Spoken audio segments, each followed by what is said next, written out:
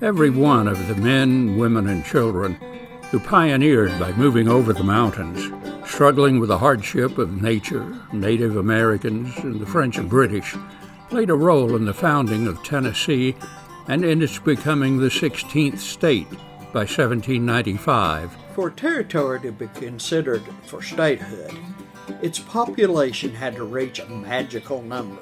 Politicians became salesmen, good, powerful salesmen. When it came time to sign the new Tennessee Constitution in 1796, of the 55 delegates meeting at the convention in Knoxville, 5 were from Sevier County. John Sevier was not one of the signers of the Tennessee Constitution, but that doesn't diminish his role in North Carolina, Franklin, Southwest Territory politics. Sevier was a pusher, a persuader. That's why, once President George Washington signed the authorization for statehood, the popular John Sevier was its first governor. Among those cheering him on was Joshua Gist, probably born around 1740 in Baltimore County, Maryland. His uncle, Christopher, had made his place in history by being a guide and a scout for General Washington.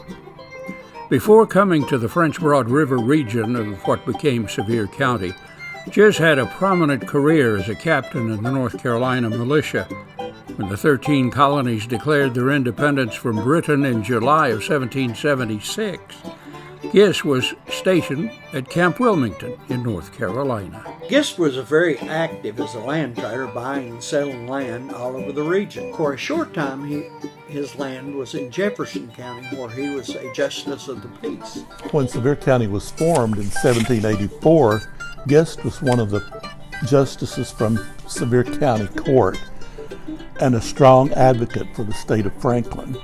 When the new state was organized in 1785, he was named assistant judge to the Franklin Supreme Court. He was also witness at the signing of the Treaty of Dumplin in May of 1785. That treaty provided settlers with more Cherokee land. Coincidentally, his plantation was near the mouth of Dumplin Creek.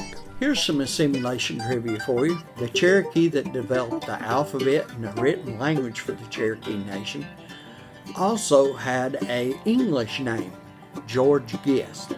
It is known that Sequoia's father was Nathaniel Gist, same as Joshua's father's name and that of a first cousin. So Sequoia was either a half-brother or a cousin to Jonathan Gist. And I have another little known fact. One of Joshua and Elizabeth Gist's sons, Mordecai, married Frances Clack, who's the daughter of Patriot Spencer Clack. Obviously, many more men and women fought hard to achieve statehood for the area.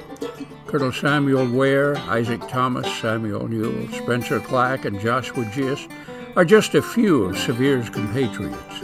We should all be proud that in the early days of our county, we were blessed with such strong and independent founders.